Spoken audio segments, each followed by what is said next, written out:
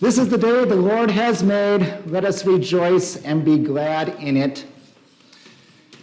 It started out as a very sad situation and got even sadder still.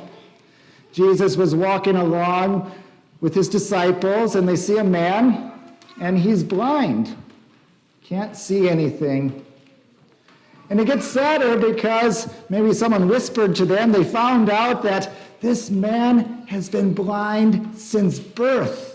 He's never seen anything. He's never seen the faces of the people he loves. He's never seen the sunrise. He's never seen the sunset. He's never seen light. He's been blind since birth. And it gets even sadder because of a conversation that the disciples have. They begin to talk of why this person, this man, is blind, and they come up with two very sad conclusions that Jesus quickly puts to the side. The first, maybe some of the disciples said, well, wow, that's terrible, that's so sad, someone is blind from birth. That must mean that God is punishing him. He must have sinned either in the womb somehow before he was born, or God knew that he was going to sin and then punished him before he even did it. That's why he was born blind. Ooh, that's pretty dark. The other side of the conversation was just as dark. Some of the other disciples were kind of saying, well, that doesn't quite make sense. I think it was because his parents sinned. Yeah, that must have been what it was. His parents sinned, and that is why he was born blind. God said, well, you sinned like that. I'm going to punish you by giving your child a disability. Oh, that is dark too. And Jesus says, no, none of that. Put that aside. Take that out of your minds. Don't take that out of your conversation. This man, he was God. He is God. He knew exactly why. This man was born blind so that the glory of God would be revealed through him. The glory of God would be revealed through him. Oh, so Jesus then does a miracle, and it's a kind of a strange miracle. Jesus spits on the ground, and takes his finger and makes some mud out of the dust and the spit that he spit on the ground, makes some mud and puts it on the man's eyes. And then he tells the man, go to a certain pool of water and wash yourself. And a bigger miracle is the man believed him. He didn't just say, well, of course I have to go and wash myself. You put mud that you made from spit on my eyes. I'm going to wash myself. But he went with faith, believing, and he washed himself. Remember, he still can't see anything yet, and he goes to the pool, washes himself, and he can see. And he goes home rejoicing. And this miracle triggers a whole set of conversations and chaos, actually. He gets home, and his neighbors see him, and oh, is this the man who was born blind? It can't be. He can see. And the man says, yes, it was me. I was born blind, but now I can see. A man named Jesus, he's a prophet, gave me sight. And he explained the whole story. And wow, interesting. And then the Pharisees, the leaders of the people, find out and they said, were you born blind? Are you sure you were born blind?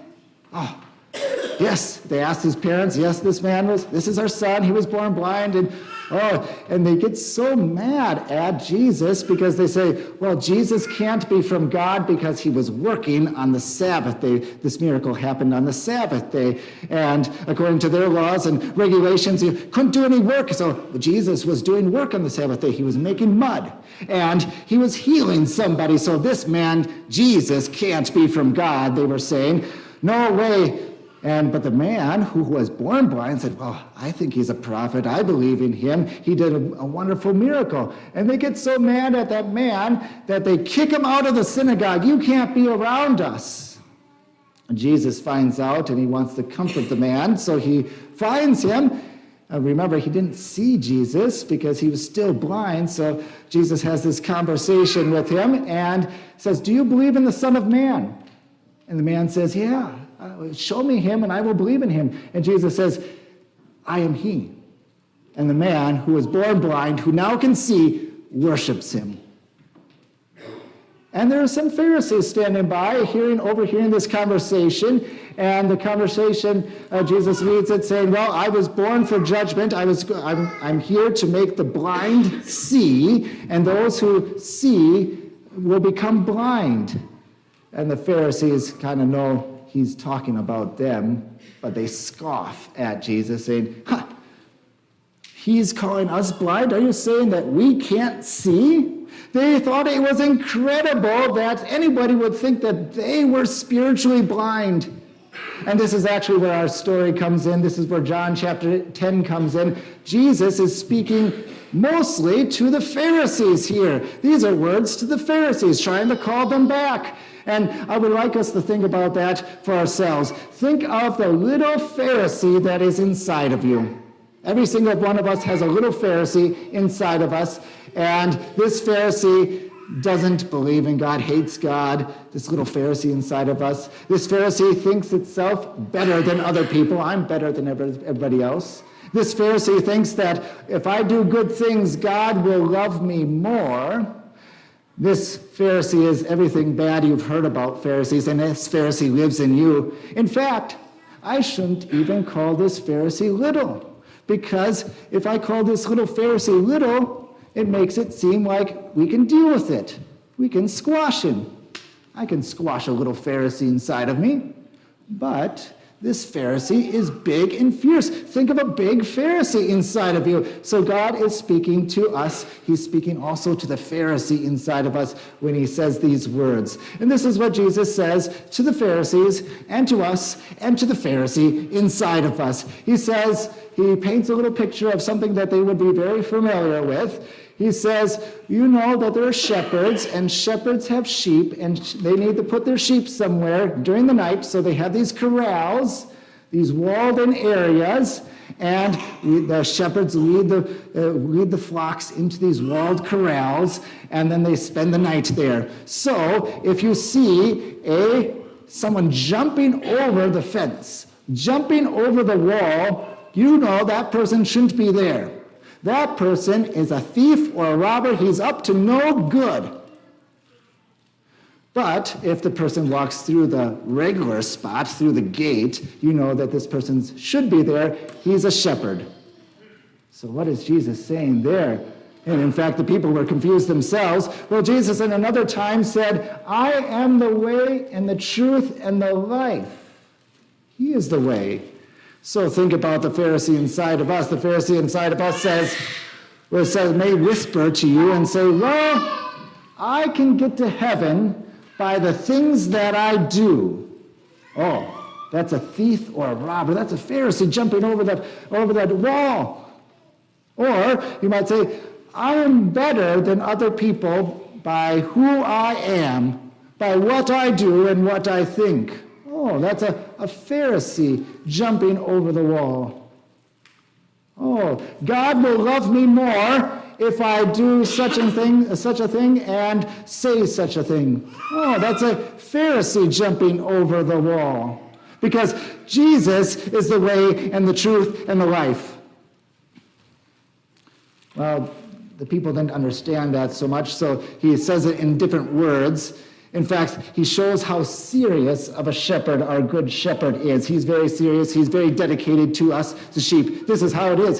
That corral that they would lead their sheep into during the night, actually, oftentimes didn't even have a door. You know, a wooden door or a metal door. Didn't even have a wooden door because one of the shepherds would sit in the space where the door would be and be the door. He would be the gate all night long. And Jesus says, I am that door. I am the gate. He's so dedicated to his sheep that he doesn't go off and sleep somewhere else. He stays with the sheep. He stays and sits right in the gate of the door so that when someone tries to jump in or a sheep tries to get he's right there and gets them. That's how much he loves his sheep. That's how serious he is about being a very good shepherd for us. Why would he do this? Well, he loves his sheep so much. He loves his sheep so much that he knows every single one by name, every single one of his sheep by name. Sometimes we have tip-of-the-tongue experiences, right? You walk into the store and you see someone you should know, but you never see them in the store, so it's out of that place that you usually see them, and you say, I know that person, I know their name, and maybe you even try to go through the alphabet thinking, what is this person's name? A. Does it begin with the letter A? Nope. B. Nope. And this person obviously knows you and talks to you and asks you how you're doing, knows the names of your children and everything, and knows what you were doing last week, and I can't remember the name. And then you go home and you sleep at night, and in bed you remember their name. I remember the name. Well, Jesus never has a tip-of-the-tongue experience with his sheep.